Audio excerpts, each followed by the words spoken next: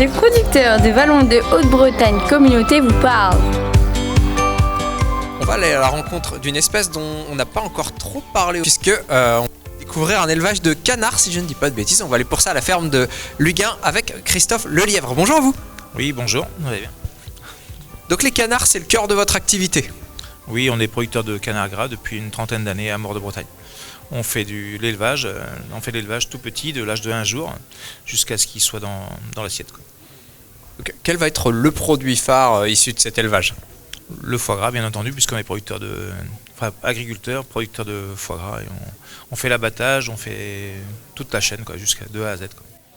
Alors votre foie gras, qu'est-ce qu'il fait sortir du lot ? C'est quoi sa petite particularité ? Il est breton. Et puis là, on a sorti une nouvelle gamme qui est sortie cette année. C'est un foie gras au chou chêne, pour qu'il soit vraiment typé sur des produits bretons. Alors comment on fait un foie gras au chou chêne ? Au lieu de mettre du sauterne, au lieu de mettre un vin moelleux ou du cognac ou autre, eh bien on le fait au chou chêne. Et ça sort un produit qui est relativement remarquable, qui plaît beaucoup. Et alors pour découvrir un peu votre élevage, combien de canards on peut croiser sur place ?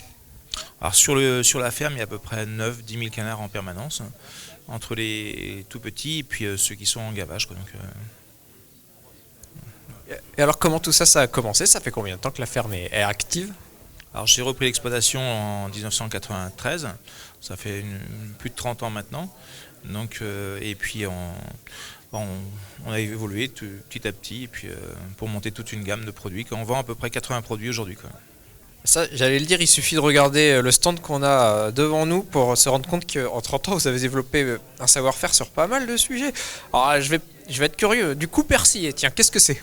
Alors, un coup de canard persillé, c'est la viande de coup de canard qu'on a complètement décortiquée, cuisinée avec du persil et puis mis en terrine, voilà, avec un jus de canard. Bon, en tout cas, voilà. Et je vois que vous avez amené du cidre avec vous aujourd'hui. C'est aussi quelque chose que vous avez proposé ?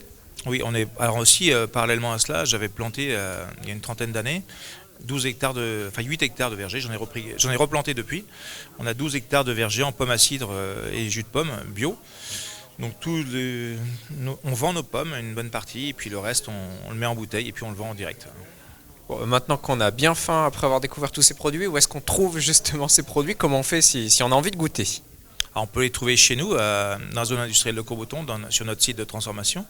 Ou alors sinon on peut retrouver nos produits dans différents magasins, notamment au Fermier du Coin à Saint-Jacques, au 12 Arômes à Béton, sur Saint-Malo au Fermier de la Baie, sur le marché de Redon, sur le marché d'Hélice-Arène, aussi dans différents magasins locaux. Et si on est curieux, si on a envie de découvrir un peu comment tous ces produits peuvent être confectionnés, est-ce qu'on peut venir visiter l'exploitation à Val d'Anast ? C'est le deuxième week-end d'octobre. On fait une porte ouverte où là on organise un petit marché avec une vingtaine de producteurs locaux et aussi des métiers de créateurs.